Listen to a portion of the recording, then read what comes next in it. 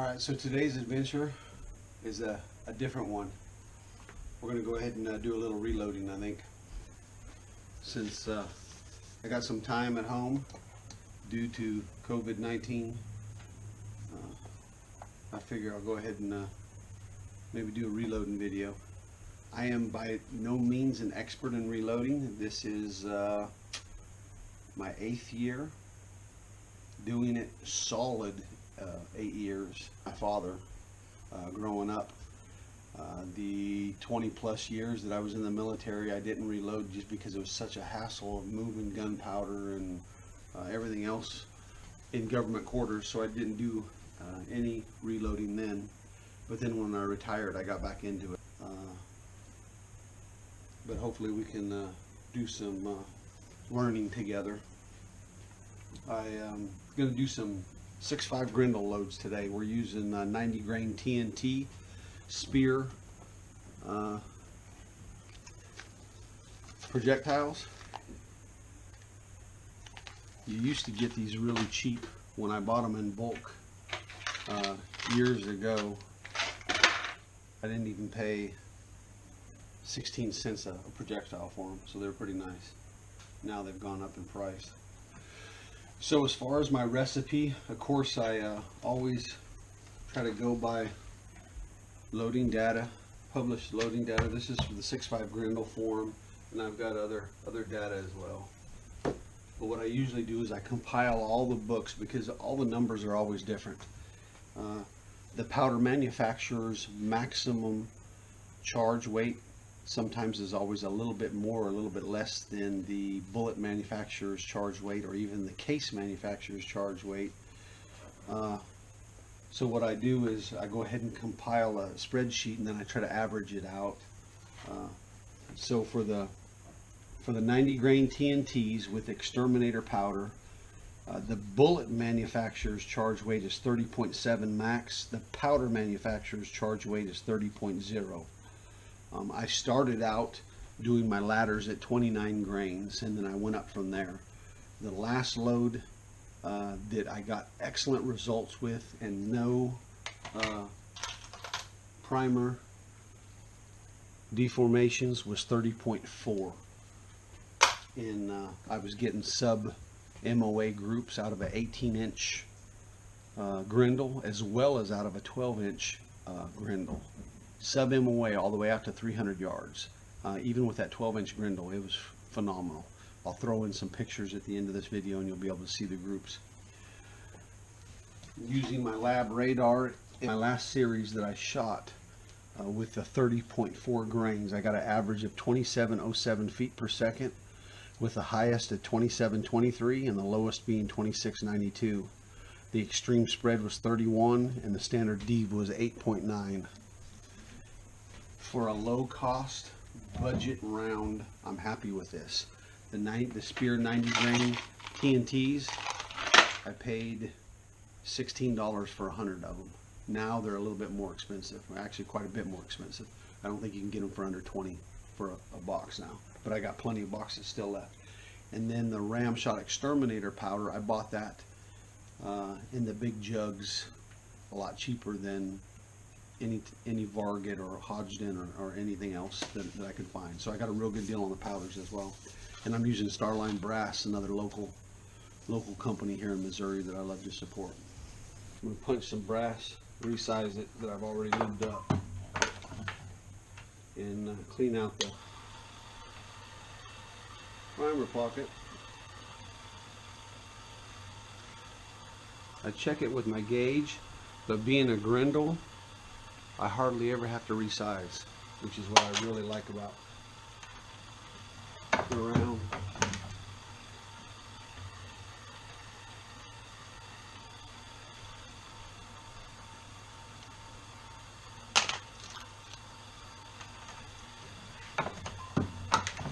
This brass here is the second firing from Starline Brass.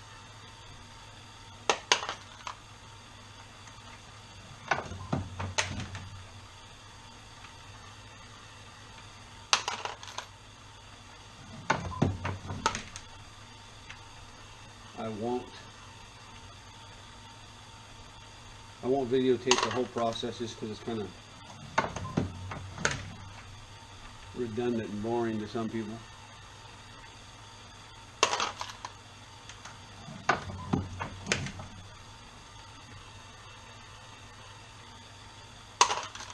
But hopefully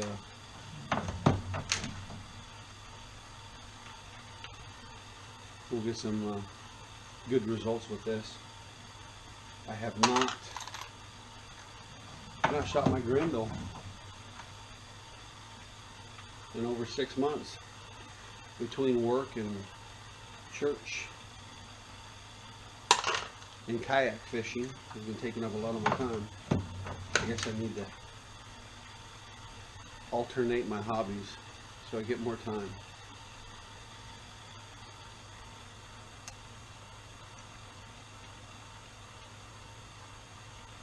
Okay, I did get one that needs trim, so I'm going to set that to the side. That's interesting.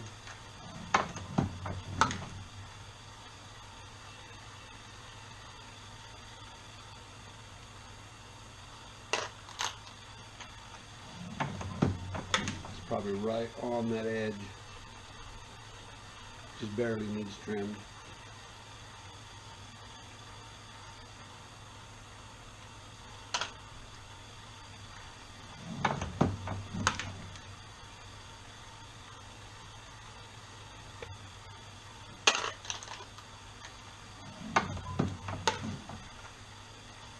I'm using a Lee 4-hole turret press. Again, I bought this like 9 years ago. I was researching all kinds of presses, and yes, I know Dylan and some others are the high standard. But what I was looking for was the most affordable and economical way to reload. I'm not a bench rest shooter. I'm done with competitions. I may do some in the future, but a lot of times the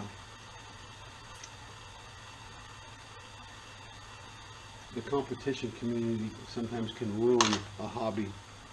I competitively shot archery for many years, and the cheating and the sponsorship combatness just kind of made the sport, made the hobby to me just not a very happy one. So I ended up quitting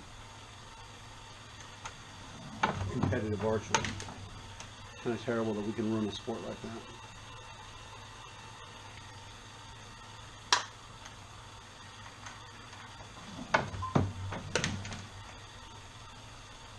But this Lee 4-hole press has not done me wrong, and Lee's taken care of me.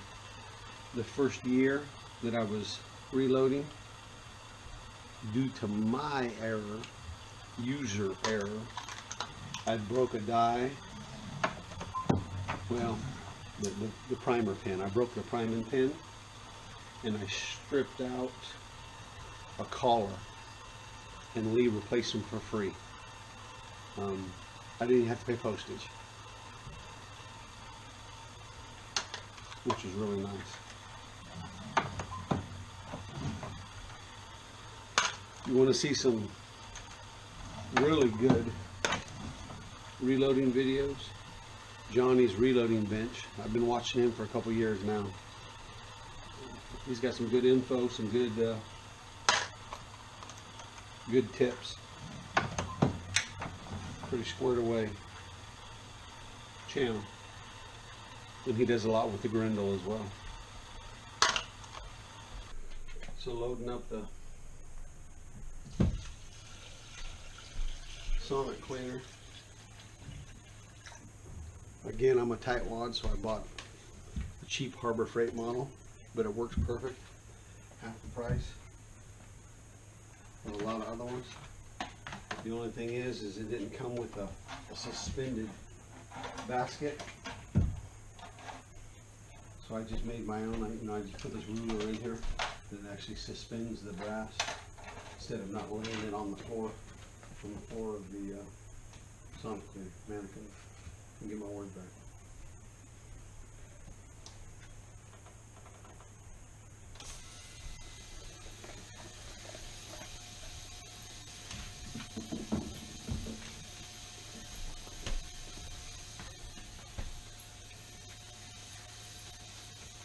What about 10 minutes? 10 to 12 minutes. Good to go. My wife brought me down some lunch. So it's lunchtime.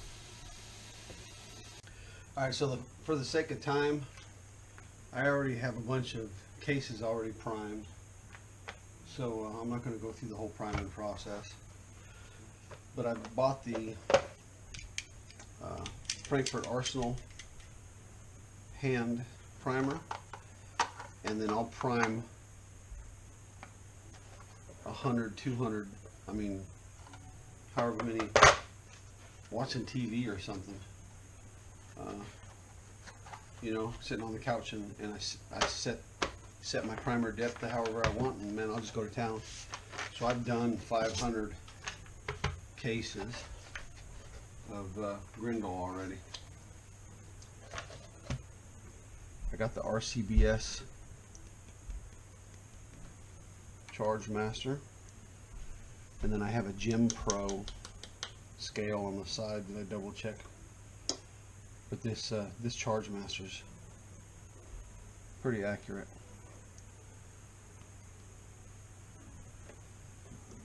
Once I get my spillage down, I was already testing some loads out.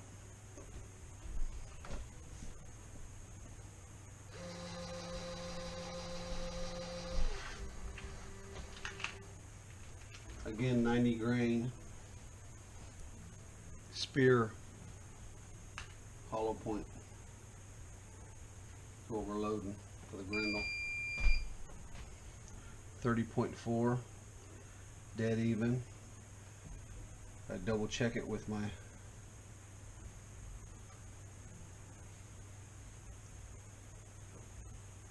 Gym Pro, and it says it is at 30.4.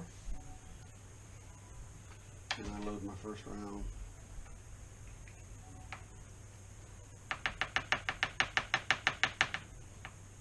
And then while the powder's reloading, I'm going to go ahead and set my bullet. And check my COL. Looks like it's in there. And then the crimp. And that didn't crimp, so let me set it down a little more.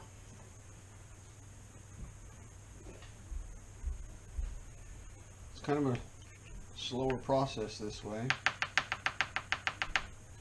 but when I do it this way, I can get my standard deviation always below 10. And I did some 308s last year. My standard D was 2.7 to 3.2. And that was like across 500 rounds. Real happy with that. So this one, the buzzer was different because it went over. It actually overshot. So it actually overshot 30.5. Instead of even messing with it, I just dump it and do it again. Sometimes when it's with Varget or some bigger pellet powders, if it goes over, I can pull a pellet or two, and I know I'm dead on. But a lot of times I don't even mess with it. I just let it redump.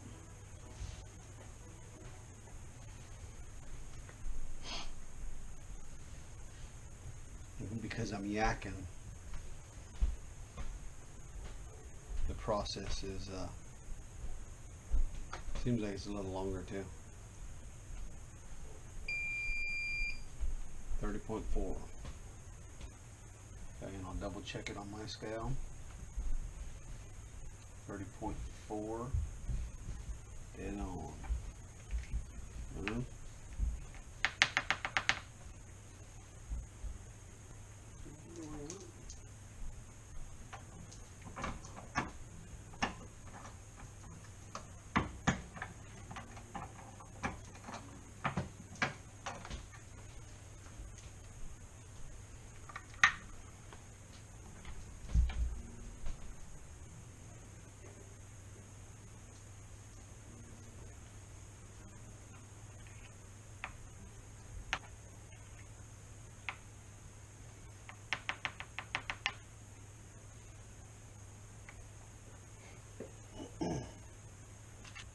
Hunter, you bored?